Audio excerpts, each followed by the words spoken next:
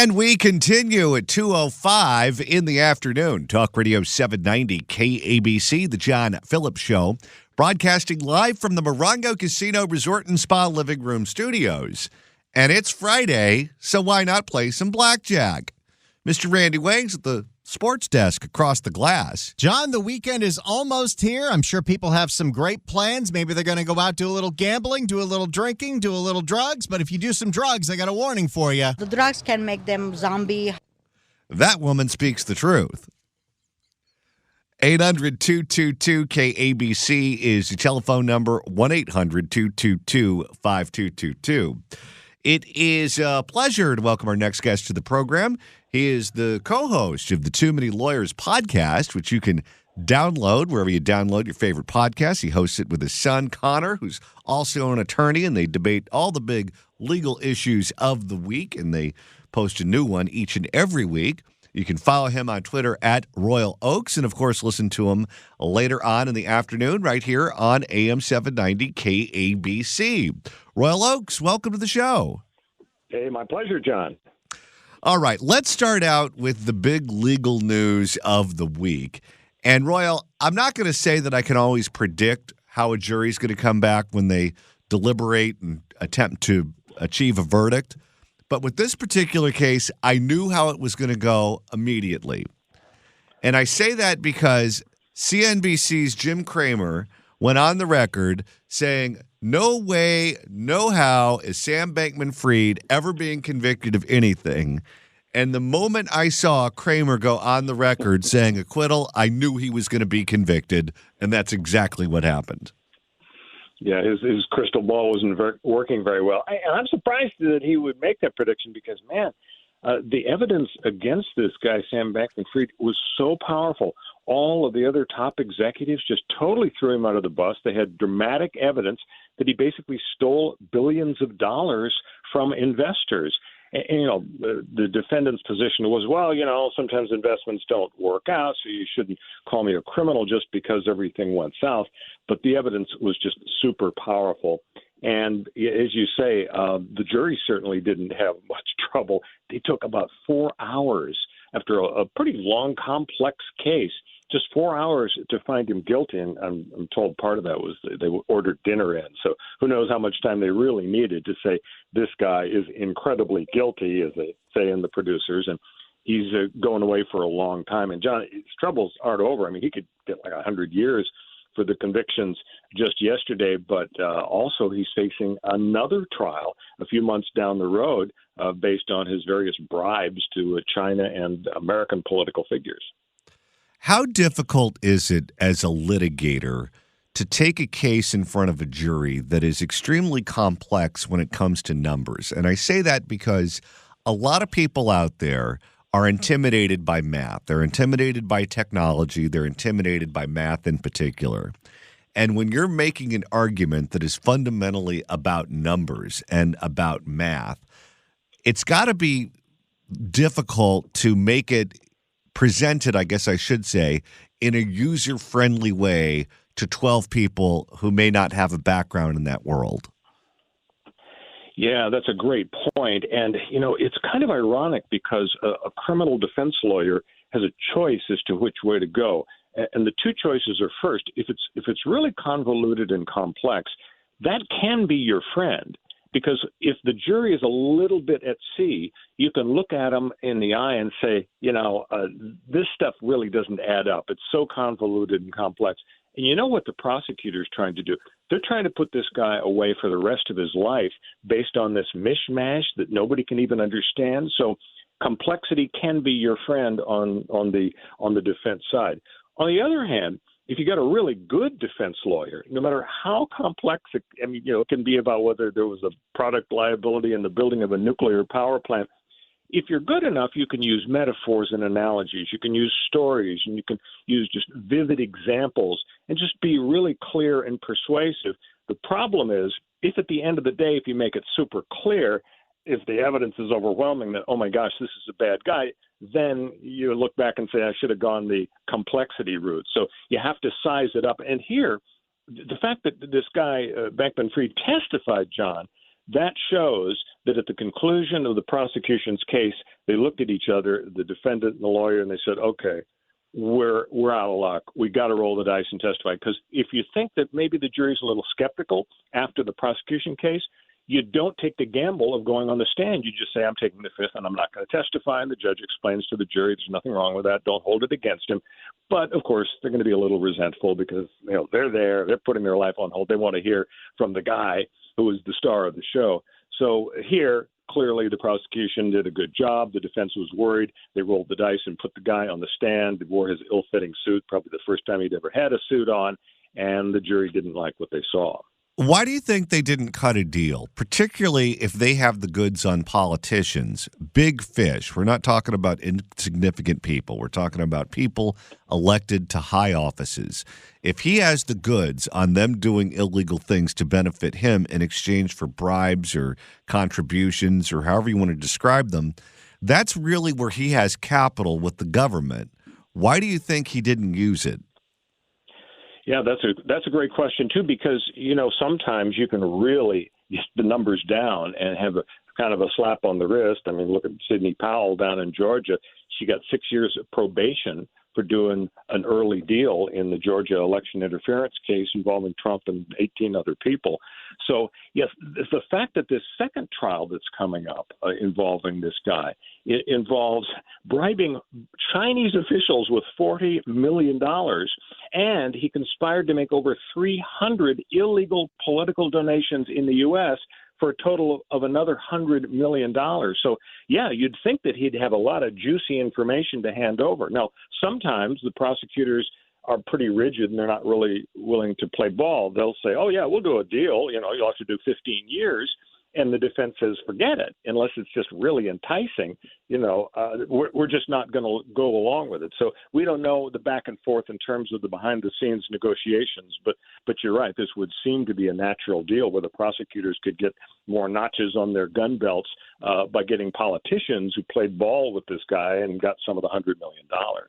Do you think this verdict is going to have any greater implications on cryptocurrency or alternative currencies?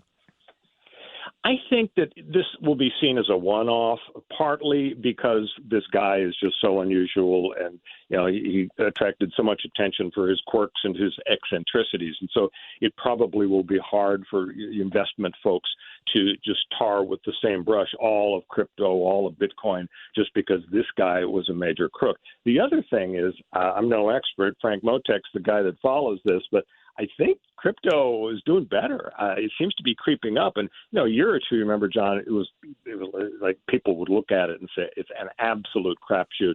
You're going to lose everything. Nobody understands it except Elon Musk. And yet it seems like it's been making a bit of a comeback. So this may be seen, it's a big blip, but it's kind of a blip on the radar screen if people are going to continue to make money on crypto. A lot of people I know say they're staying away from crypto. They don't want any part of crypto. They don't want any part of alternative currencies. I totally get that. I have none of my money invested in it either. However, when you think about different types of alternative currencies that we deal with on a daily basis, there are a bunch of them, including things like hotel points and airline miles. Yeah, that's true.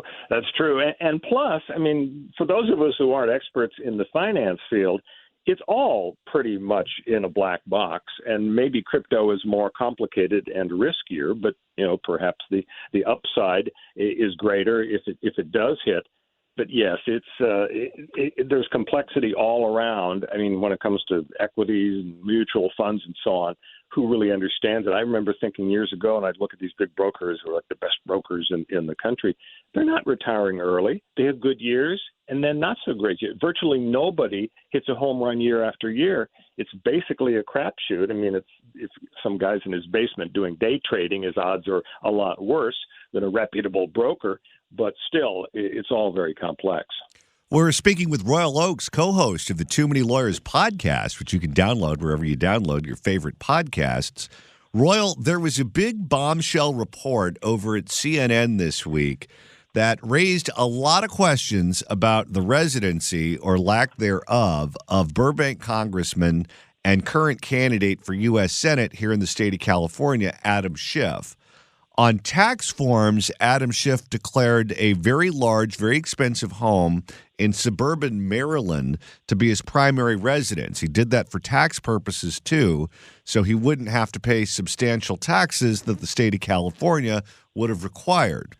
That being said, he's registered to vote at a very tiny condominium in Burbank, which he uses as his address for re-election bids.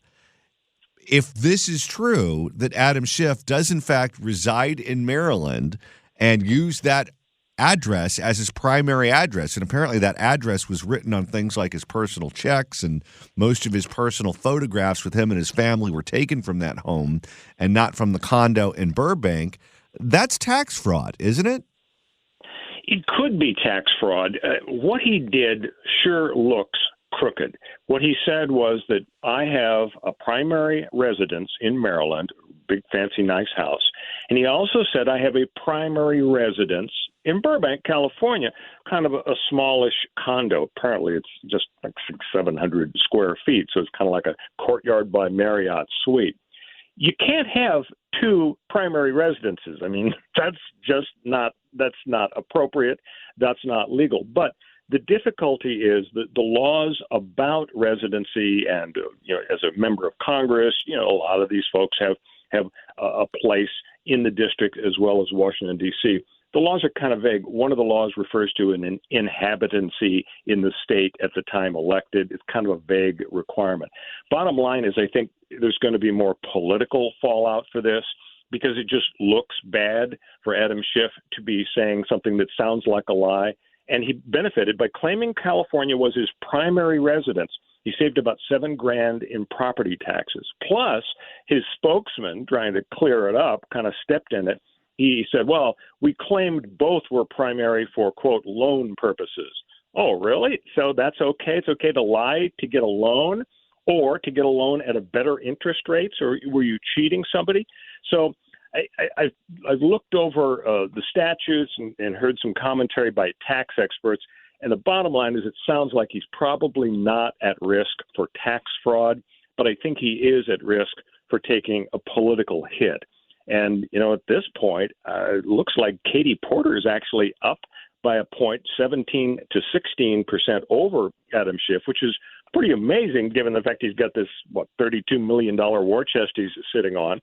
And I don't know if you saw the article in the LA Times today about the upcoming another debate between Katie Porter and Adam Schiff, and they showed a two-shot of them during the last debate. And man, does not look like she likes him much at all. I would say that if she shows up at the next debate with a platter full of steaming hot mashed potatoes, Adam Schiff should be worried. Well, okay, I was going back and reviewing some old news stories that are similar to what Adam Schiff is alleged to have done. And the government can go after you with a vengeance if you lie about your residency and benefit from not paying taxes that you otherwise would have had to have paid. Todd and Julie Chrisley, the reality show stars, were brought up on charges for this very thing by the state of Georgia, who claimed that they were lying about their residency by claiming to be Florida residents and avoiding Georgia taxes. And there's another case, Royal, that comes from the state of Minnesota. This is a situation where 42 commercial airline pilots for Delta Airlines, then Northwest Orient Airlines, were brought up on tax avoidance by the state of Minnesota. The state of Minnesota went to the airline and they asked for a list of all of the pilots who were based out of Minneapolis-St. Paul who declared North Dakota as their residency. And they investigated each and every one of those cases, and they came up with a list of 42 that they determined were fraudulent, and they put these pilots in jail. They ruined their lives because they thought that the state of Minnesota was being cheated. I don't see how what the pilots did is any different than what Adam Schiff did. I think you're right. I think they could try to pursue him. He has a couple of things going for him. Number one, as I mentioned, the laws are a little bit vague in terms of this residency business and representatives in Congress, so that might deter it. But the other thing he has going for it, I mean, let's face it, is sort of a close cousin to celebrity justice. This is Nancy Pelosi justice. Nancy Pelosi is enormously powerful, and she is a fanboy of Adam Schiff. She absolutely wanted him to be have the inside track for the Senate race. And, I'm not a fly on the wall, but I'm betting that when LaFonza Butler sat down with the big Democrats in California to figure out whether she wanted to run for that Senate seat on a permanent basis, she was told either by a surrogate or for Nancy directly, you're never going to eat lunch in this town again. You're never going to get elected to dog catcher if you don't step back and let Adam Schiff do his thing. It's not your turn. You could be lieutenant governor next. You could be governor soon because who knows? Gavin Newsom may be president. So I think what we're dealing with is the typical Nancy Pelosi crime boss approach. And so I don't think the Democrat-oriented prosecutors in California are going to be going against Adam Schiff, but who knows? And it would be George Gascon ultimately to make that decision. That's true, and I don't think he's going to be going after Schiff. No, but it does lead us to the next topic, which is George Gascon's decision to charge a homeless man in Long Beach who exposed his genitals and then lifted up a woman's skirt in downtown Long Beach, plain view of the public, high noon, lifted up her skirt and put his genitals up against her rear end, knocking her over. The police in Long Beach wanted this prosecuted as a felony. They turned it over to the DA's office, and the DA said, no, it's going to be a misdemeanor. And one of the charges that they're charging him with is vandalism. They are literally treating lady parts like a vending machine. The video is clear. He tried to commit rape. The fact that it didn't actually happen doesn't matter. That's why they call it attempted rape instead of actual rape. The fact he was interrupted by bystanders, and it was in broad daylight, high noon, and so on, and then ran away, that doesn't matter. I mean, if a guy's at a party and he and a gal go into a bedroom to make out, and then he wants to have sex, and so he attempts to rape her, but doesn't because somebody's knocking on the door saying what's going on in there, or she yells and people come in, that doesn't make it any less an attempted rape. So I think now, as you've reported, George Gascon is saying, well, we're going to look at interview a witness and perhaps we'll reconsider this. I think it's a no-brainer for him to now call it a felony, because if he doesn't, the CCTV surveillance footage of this is going to be in every TV commercial against George Gascon next year when he runs for re-election. So who knows? Maybe he's infected with the wokeness virus so badly that he'll stick to his guns with his idiotic decision. And as you reported the other day, John, it's so amazing. The poor city attorney in Long Beach, desperate for a way to convince Gascon to charge with a felony, said, hey, if you charge with a felony, he'll have more rehabilitative processes, more sophisticated help. It's further proof that all Gascon cares about is the criminals and not the victims. Wouldn't you like to be a fly on the wall in the LA DA's office to hear what his female coworkers are saying about this decision? Oh my gosh, you're absolutely right. Can you imagine that? That's got to hurt morale. I don't care how woke his aides are. Just from a personal standpoint, you're right. The females in his office have to think he is a complete creep. Royal Oaks, KABC legal analyst, co-host of the Too Many Lawyers podcast, and you can listen to Royal later on this evening right here on AM 790 KABC. Royal, what's coming up later on the show and on the next podcast? Well, what to do when you got creeps hanging outside elementary schools. You remember that story about the guy with the sign, I'll give you free fentanyl if you're a first user, or I'll take stolen goods and give you meth across the street from an elementary school. And the San Francisco cops were scratching their heads and couldn't figure out a way to stop the guy. Now we've got another story about a creep trying to take pictures of kids across the street from elementary schools. So we're going to talk about whether there's any way to crack down on the creeps, and if we need to change the laws, maybe we should. All right. Royal Oaks, we'll all be listening. Thanks so much for stopping by, and have yourself a wonderful weekend. You too. Thanks. It's the John Phillips Show on Talk Radio 790 KABC. If you'd like to email the show, you can do so at johnnydon'tlikeshow@gmail.com. That's johnnydon'tlikeshow@gmail.com. And Randy, if over the weekend you want to listen to the podcast edition of this show, that's easy to do. That's right. Go to KABC.com, click on podcast, go to the Apple Podcast app, iHeart, Spotify, search for The John Phillips Show, hit subscribe. You can download all the episodes that way. Or you can download the KABC app, search KABC AM in the Apple App Store or the Android Store. Easiest way to listen live to the station whenever and wherever you are outside of the AM radio signal. And you can download all the podcasts, and you can listen to those wherever you are. If you're in Southern California or if you're in Oakland for some reason. Oakland, on the other hand, my God, you got to be nuts to live there. And Randy, coming up a couple of Fridays from now, we're going to be on the road. That's right. Come see us broadcast live Friday, November 17th at the brand new Gelson's West LA at West Edge. It is going to be a blast. We're going to be there with their brand new food, wine, and beer bar. It's going to be a great time. We're going to have a fantastic time with you. So save the date, Friday, November 17th from noon to 3 at the brand new Gelson's West LA at West Edge. It is a pleasure to welcome our next guest to the program. She is the former Senate Majority Leader in the California Senate. Majority Leader Gloria Romero, welcome. Thank you. Good to be with you on this day. All right, let's start out with some crazy news that looks like it came from The Onion, but is in fact reality and is in fact something we live with on a regular basis here because we elected a truly horrible person to be the district attorney. And that is, a woman was walking on the streets of downtown Long Beach in a skirt, and a homeless man who had himself exposed came up from behind her, lifted up her skirt, and attempted to sexually assault her, knocking her to the ground. The police took this case, turned it over to the DA, recommended felony prosecution, but George Gascon instead decided to charge the man with a misdemeanor, including one charge of vandalism, as if the woman was a vending machine. Your thoughts on that decision? You know, John, every woman in particular should be absolutely outraged over this devaluation of women, especially the vandalism charge. I mean, think about it.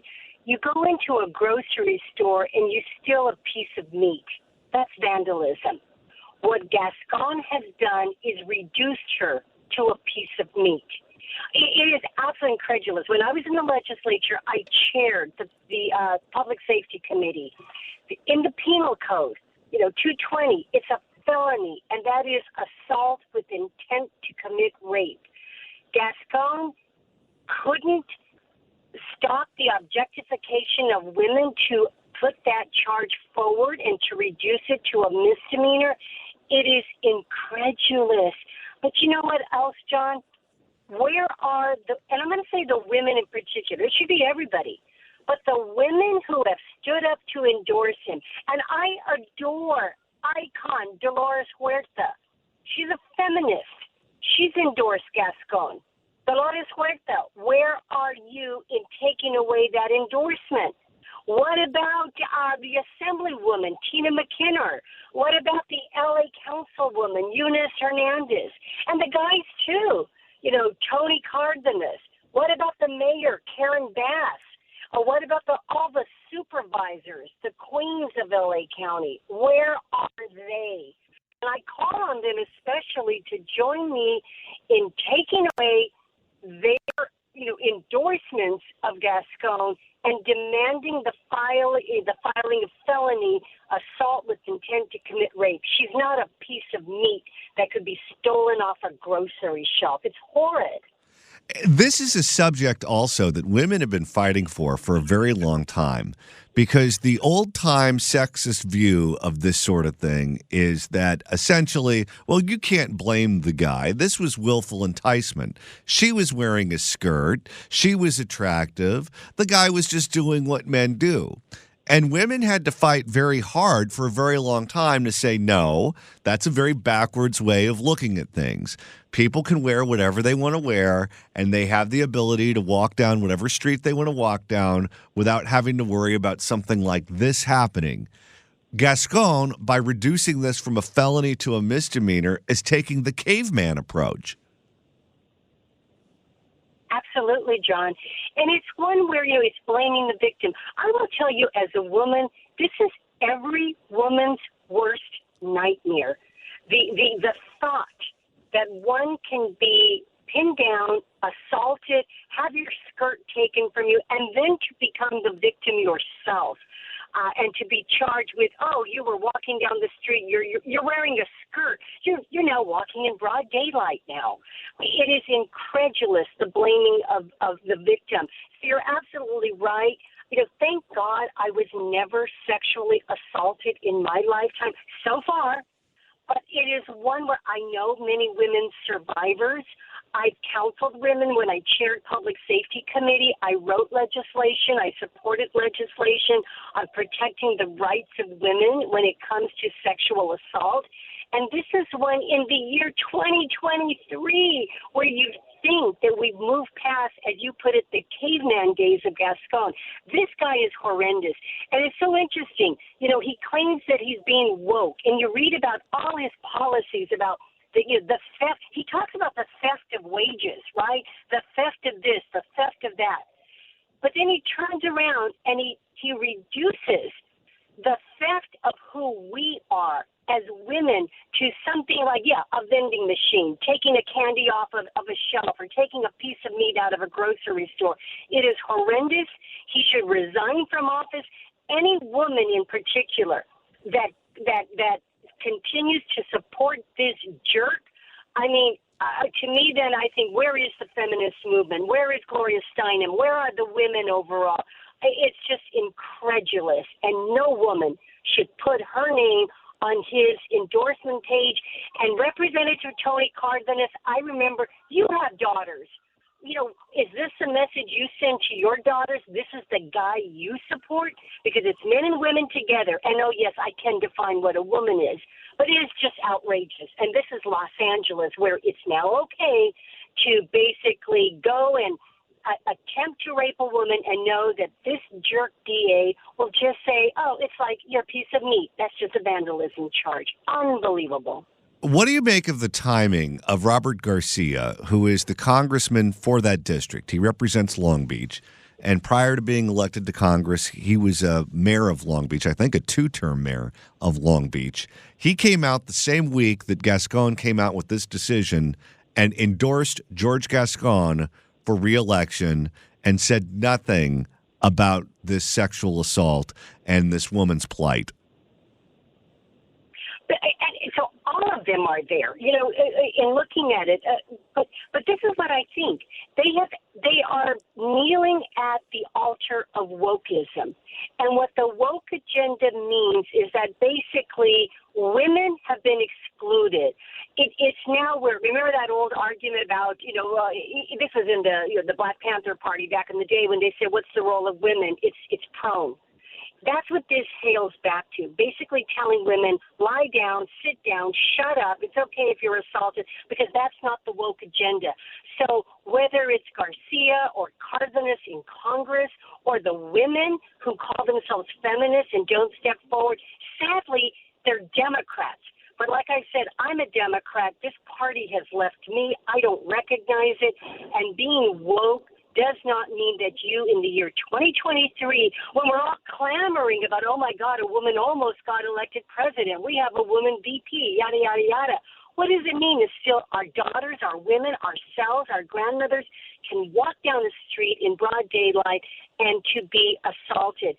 And so for Robert Garcia, it is shameful. But they're putting wokeism, they're putting the politics of the redistribution of wealth, the theft of wages above and beyond, and being basically impervious to anything related to the stealing of our bodies. It is just the ultimate of sexism once again. And these are Democrats that are doing it. Why do you think they're doing it all at the same time? Because the timing is interesting to me.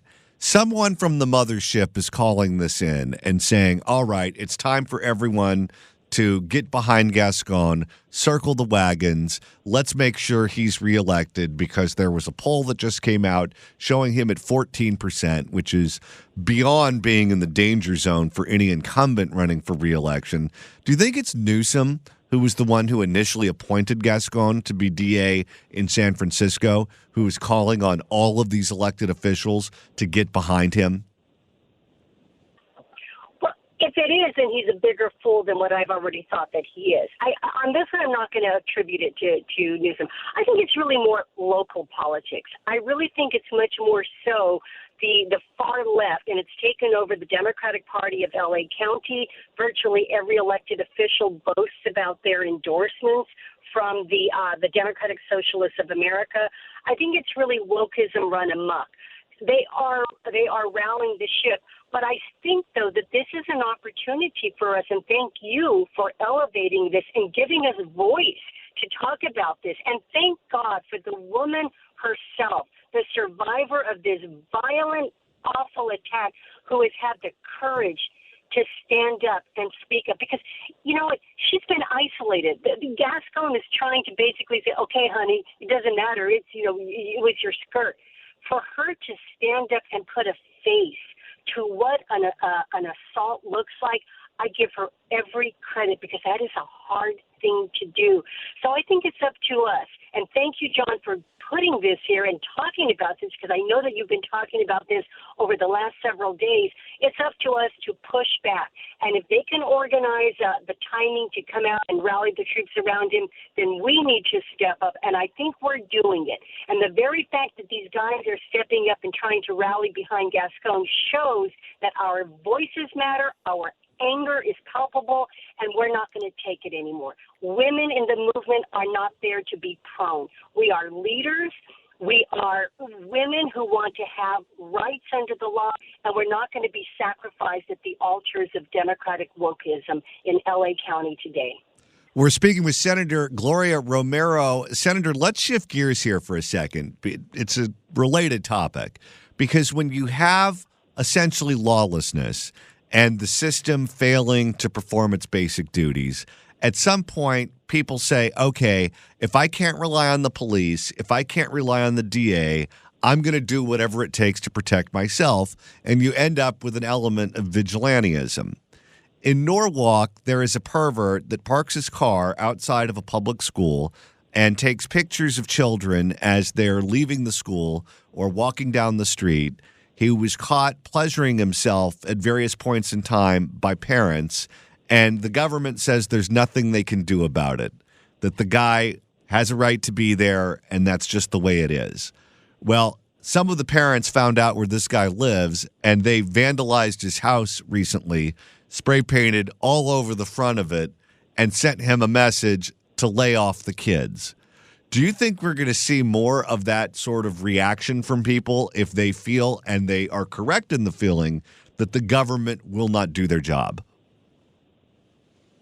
Sadly, yes, we are. And sadly, what we're going to find is basically the public cheering when this happens. Already, if you scroll through, X, formerly known as Twitter, you will find people cheering and liking when you have the basic shopkeepers and owners and just minimum wage workers throwing a Pepsi can, a perfect pitch, quite frankly, and knocking out, one of those shoplifters. I myself, a former senator and chair of public safety, I find myself cheering for this. I remember back in the day when Death Wish, and I forget how many Death Wishes with Charles Bronson, went yeah. forward and did. Right. And so, it's wrong. We shouldn't have vigilantism. It's wrong. And sadly, in a two-tiered system of justice, it's going to be the so-called vigilante that's going to be apprehended and made, and punished. But I do think what it sends out is to say, we've raised the SOS, we've raised the red flag and saying we have a crisis here. We've got to turn this around, because if we deny law enforcement, if we take away any responsibilities and rights, and if we defund again, we're going to see more and more of this happening. And in that case, then, I think you're going to find a citizenry that is saying, If you won't protect us, we will protect ourselves because our lives matter. We're going to look out for our children. We don't want our children to be exposed to this. We don't want our sisters to be violated on the streets of Long Beach or anywhere else. You know, we don't want drunk drivers smashing into us. And I understand another assemblywoman was arrested this morning as well. I mean, this is wrong, and it's got to stop. But this is a powerful message for especially Democrats who have become drunk with power and have felt themselves to be almost immune from the wrath of the law itself. It's a turnaround time for us, but I think it begins with the district attorney's race in L.A. County, and we have an opportunity now to rally, to make change, and to vote this guy out and tell Gavin Newsom, take him back to your neighborhood if you want. We don't want him in L.A. Because if there's anyone that Gascon is going to go after, it's going to be the person defending themselves or the vigilante trying to stop the problem. Absolutely, absolutely. And he's going to make excuses for, you know, this and but this condition and that condition. The bottom line is that parents and families and women and those who stand up for us are just not going to take it anymore. We do have to say we've had it. And I think we're seeing a turnaround. This case in Long Beach, I think, is a real turning point potentially. And if we can't make the change now, then perhaps it's all over. But I have faith and I have hope that we will be sufficiently outraged when we see this. It's on video, my God. You see the rising, and I commend the Long Beach city attorney, I believe it was, who sent the letter to the DA saying, hey, you know, file the felony charges. But I really urge others to step up, and that's why I think we have to call out, starting with the women especially, what the hell are you doing supporting somebody who is justifying rape and sexual assault and essentially calling her a piece of meat who could be vandalized, taken off the shelf, taken off the streets. It is horrendous, and I think you can tell I'm a little bit worked up today about this. I can tell, too. Well, Angering thankfully, it's Jimmy Buffett Friday, and you can have a margarita. But not when I'm driving. Only if you're in the legislature. Senator Gloria Romero, thanks so much for stopping by. Always a pleasure. Thank you. Bye-bye. Right now, it's time for KABC Dependable Traffic.